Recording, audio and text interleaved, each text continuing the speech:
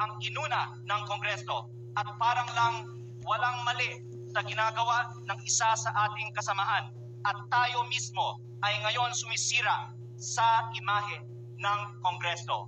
Mahiya naman tayo.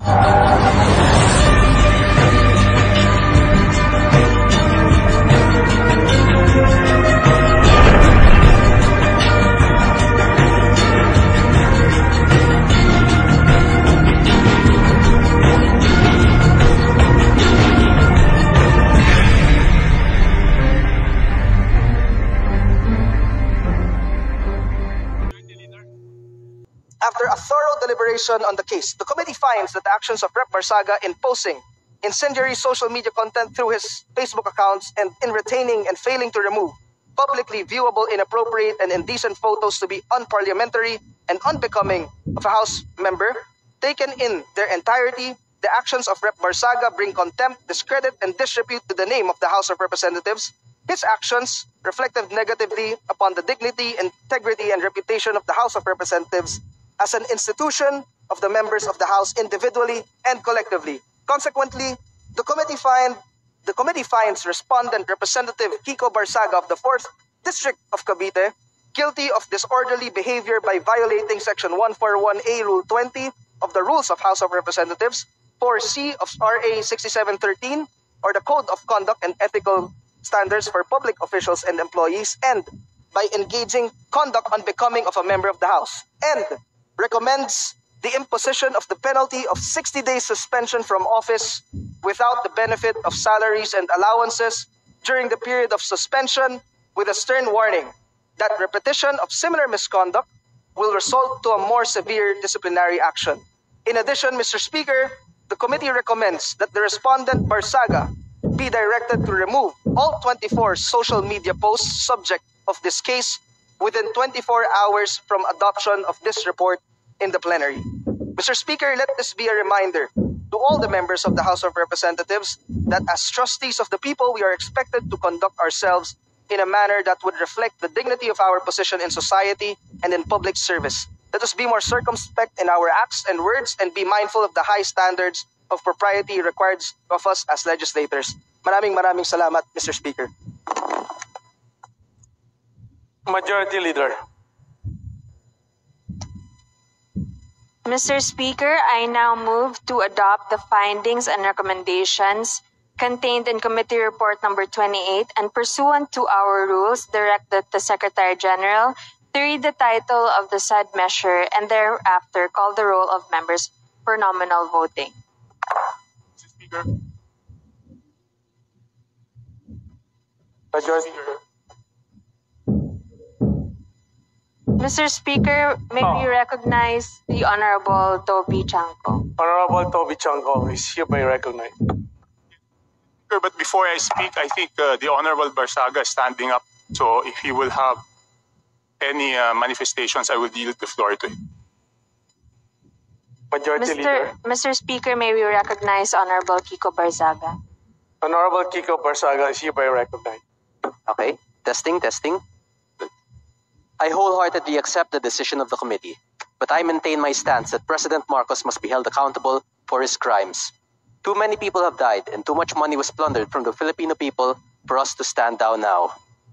Whatever punishment may fall upon me and others who stand against this president who has lost his constitutional mandate,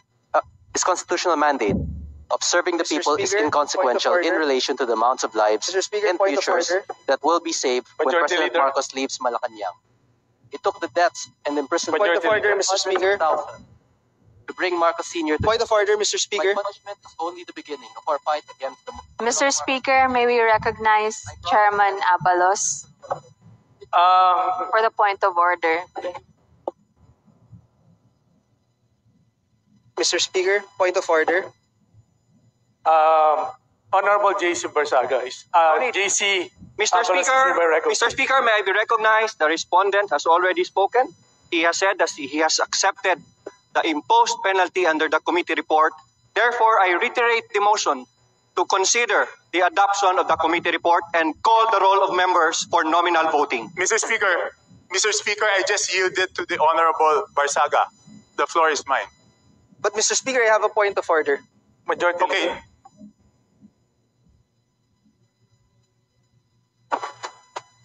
What's the point of order, Mr. Speaker? May I know from the chairman? Mr. Speaker, as sponsor of this resolution, I have not yet yielded my time to the respondent. Majority Leader. If the chairman so wishes, he has his time, Mr. Speaker. Yes. Honorable J.C. Abalos is hereby recognized. Mr. Speaker, I would like to point out that as sponsor of this resolution, it is my time regarding this measure that we are deliberating right now. I would also like to put on record, Mr. Speaker, that the respondent has been given an opportunity to explain his defense at the proper forum, and we have accorded him that, Mr. Speaker. That is all, Mr. Speaker. Maraming salamat po. Majority Leader. Mr. Speaker, there is a pending motion to consider Mr. Speaker, committee may I ask report. if the sponsor is willing to yield to a few questions? Mr. Speaker, may I Mr. request suspension for a few minutes? 1 minute suspension. Mr. Speaker, may I reiterate my motion to call the roll of members for nominal voting for adoption of the committee report. There's a motion to adopt the Mr. finding. Speaker, the honorable sponsor was willing to yield to a few questions. Mr. Speaker, there's already a motion, and pursuant to our rules, Rule 121, the period of voting can no longer be interrupted by any motion or issue. Mr. Speaker, the voting hasn't started yet, Mr. Speaker. Mr. Speaker, I do not hear the chairman yielding to any more questions. After the 27 pages of the committee report, Mr. Speaker, Honorable Chanco, let's allow the members to decide on a question of discipline, whether they agree to the committee report. If they agree, they will vote yes. If they do not agree, they will vote no. So let's hear the members and call the roll of members. Mr. Speaker, can we know from the chairman if he's willing to yield to a few questions or not? No? No? Not willing to yield to questions? Mr. Speaker, I reiterate my motion to call the roll of members for nominal voting immediately. The Secretary General is hereby directed to call the roll of members for nominal voting. No more interruptions. Roll call of members on the adoption of the findings and recommendations contained in Committee Report number 28 on Committee Case number SC-2025-03 on the matter of Representative Francisco Kiko A. Barzaga, 4th District of Cavite. Mr. Speaker, I move to recognize the Honorable Leviste to explain both. Honorable Leandro Leviste is hereby recognized. Distinguished colleagues, ang boto ko ay no, hindi dahil perfecto si Congressman Barzaga, pero dahil questionable para sa akin na minadali natin itong desisyon dahil ngayong hapon lang natin nakuha ang committee report na ito at si Congressman Barzaga lang ang sinampahan ng kaso ng Committee on Ethics. Ang boto ko ay no, lalo na dahil inuuna natin ang kaso niya kaysa sa mga mas seryosong isyong kinakaharap ng isa sa mga kasamahan natin. Isang kapwa kong Batanggenyo na nandito ngayon na bumoto sa kaso ni Congressman Barzaga. Hindi ba nakakahiya maging miyembro ng Kongreso dahil parang naging normal na meron tayong isang kasamahan na inakusahan na nagbayad para sa mahigit 100 billion pesos ng mga kontrata sa DPWH? Para bang tinatanggap natin na normal lang magkaroon ng kasamahan na iniugnay sa pagnanakaw ng bilyong-bilyong piso na hindi iniimbestigahan na ng Committee on Ethics, Public Works o Infracom, samantalang inuunan natin ang kaso ni Congressman Barzaga, habang hindi man lang natin pinaglalaanan ng masusing atensyon ang mas mabigat na aligasyon, lumalabas na parang okay lang magnakaw sa Kongreso. Nakatala na sa kasaysayan na sa gitna ng matinding kontrobersiya sa korupsyon, ito ang inuna ng Kongreso at parang lang walang mali sa ginagawa ng isa sa ating kasamahan at tayo mismo ay ngayon sumisira sa imahe ng Kongreso. Mahiya naman tayo. Majority Leader. Mr. Speaker, I'd like to recognize the Honorable Marcoleta for his explanation of his vote. Honorable Marcoleta is hereby recognized.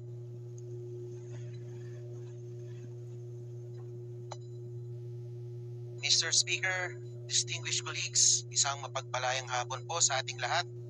I rise to place on record this manifestation of support for Honorable Francisco Kiko Barzaga and to express my strong opposition to any move seeking his suspension from this august chamber.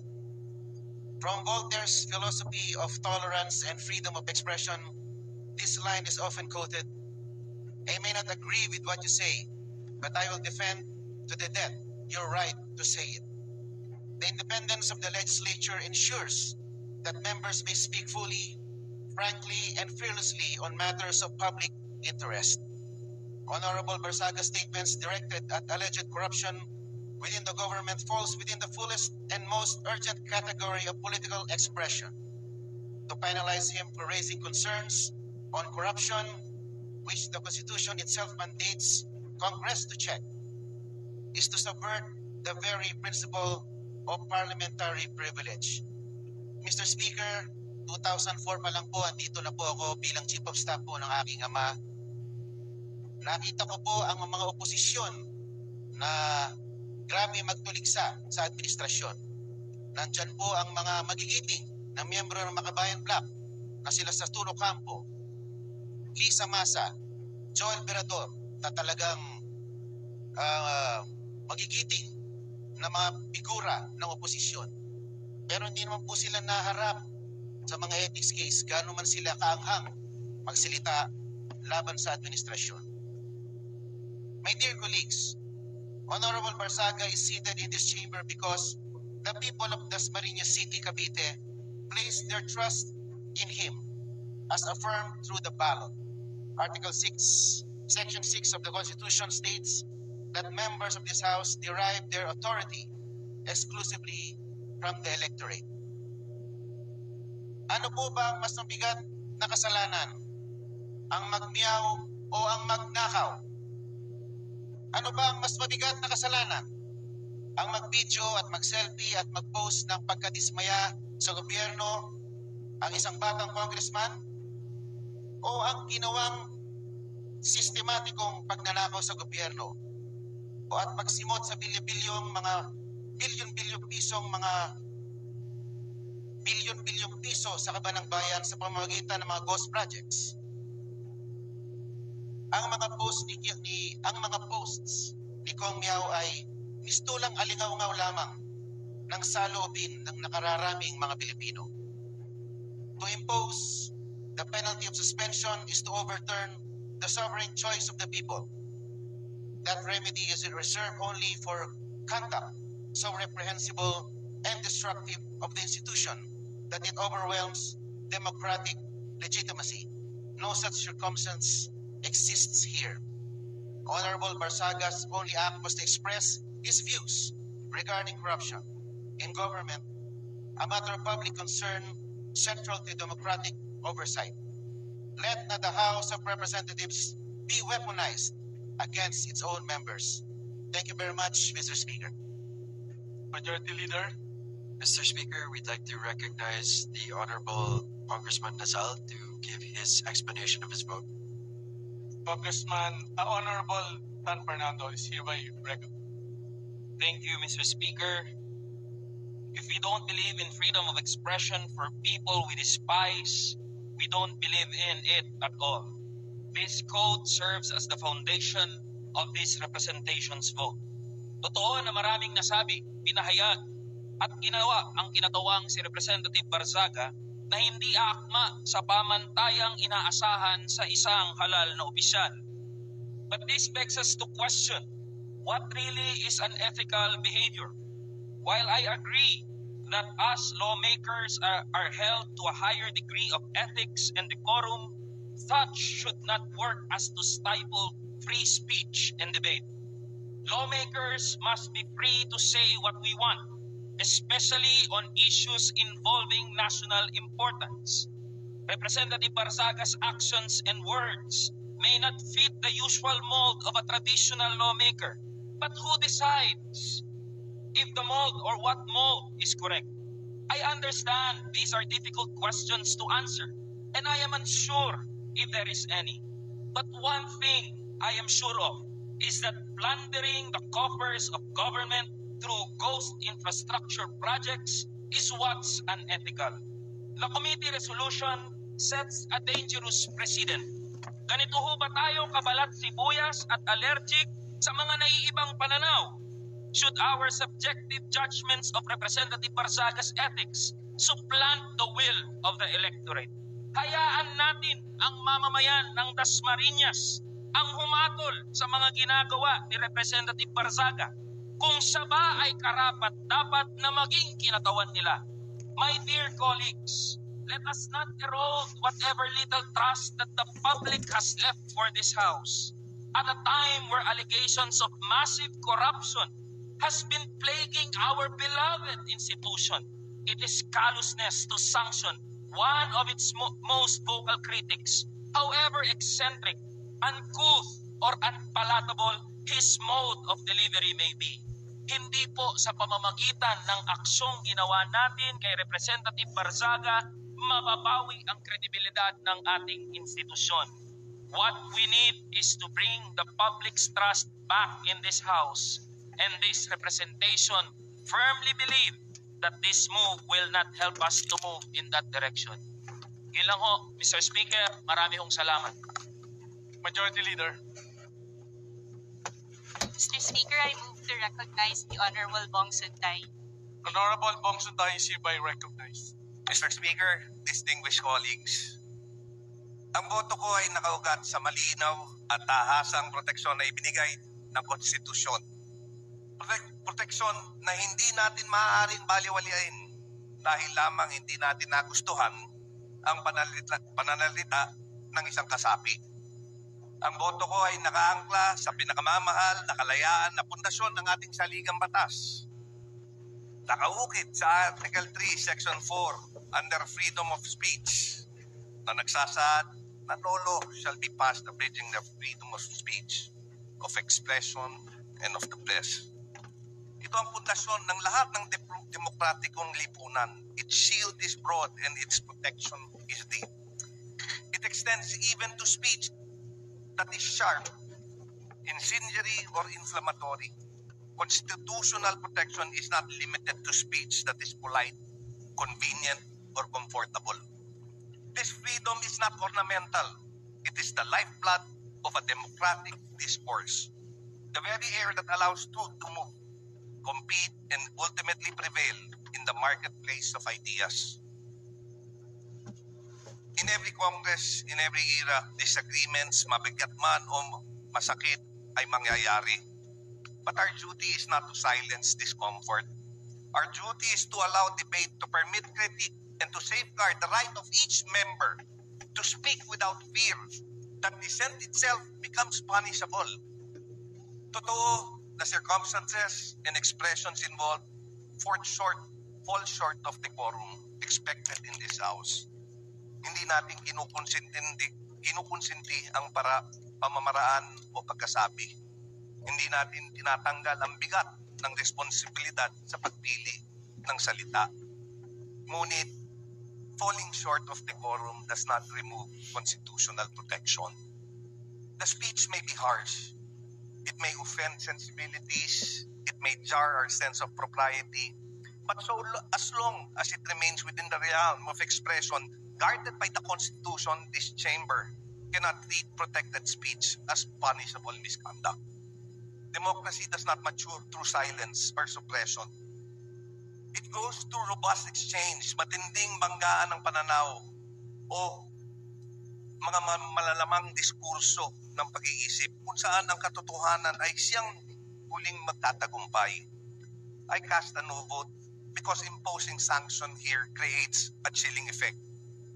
Not only on the member involved, but on all who depend on this chamber as a forum for candor, for courage, and confrontation when needed. Hindi ito ang panahon para paliitin ang espasyo ng pagsasalita. Ito ang panahon para palawakin, palakasin, at pangalagaan ito. Freedom of speech is not defended only when it is easy. It must be defended precisely when it is difficult, when the speech is unwelcome, unpopular, or uncomfortable. That is the true test of our commitment to constitutional principles. Thus, with earnest respect for this institution and with fidelity to the Constitution, I vote no. To uphold our most cherished freedom, to preserve the vibrancy of democratic debate, and to affirm the truth. The truth emerges only when ideas are allowed to contend openly and without fear. Maraming salamat po. Majority Leader. Mr. Speaker, I move to recognize the Honorable Robert Nazal for his explanation. Honorable Robert Nazal, hereby recognized. Thank you, Mr. Speaker, my esteemed colleagues. While I acknowledge the profound importance of maintaining and enforcing the ethical standards of this House, my vote of no reflects two deeply held convictions. First, although the respondent's conduct was inappropriate, crass, and unbecoming of a member of Congress, I respectfully submit that the proposed 60-day suspension is grossly disproportionate to the offenses alleged. If he has indeed acted beneath the dignity of his office, then by all means, reprimand him, hold him to account. But discipline must always be commensurate to the transgression, and in this case, I believe this august chamber is responding with excessive severity. A reprimand being the initial and least severe action should have been the proper first recourse, especially where the conduct, while objectionable, does not involve corruption, criminality, abuse of authority, or behavior so grave as to render a member unfit for office. Second, voting no does not mean condoning his acts. It is instead a principled affirmation that fairness and due process are indispensable. The resolution before us does not specify the precise acts for which Representative Barzaga is to be sanctioned. Without such clarity, how can he meaningfully defend himself before the entire House? The most basic tenets of due process require that any member must be informed of the specific statements or posts deemed punishable before the harshest penalty, short of expulsion, is imposed. If this House demands accountability, then we must likewise ensure fairness. Otherwise, we undermine the very integrity we claim to protect. Finally, this vote is also my gentle appeal to this chamber to recenter its energy on the people's mandate. At a time when Filipino families struggle with daily concerns such as rising prices, job insecurity, health burdens, educational gaps, our primary duty is to ensure that their material well-being remains the central business of the People's House. Let us not lose sight of the urgent fundamental issues that affect every household we swore to serve. A reprimand would have been a balanced, measured response, one that upholds institutional integrity without diverting the House's focus from the needs of our people. For these reasons, I register my view that a reprimand, not suspension, would have been the appropriate, proportionate, and constitutionally sound response under the circumstances. Thank you. Majority Leader. Speaker, I move to suspend session until tomorrow, December 2, 3 p.m. Session suspended until tomorrow, Tuesday, December 2 at 3 o'clock.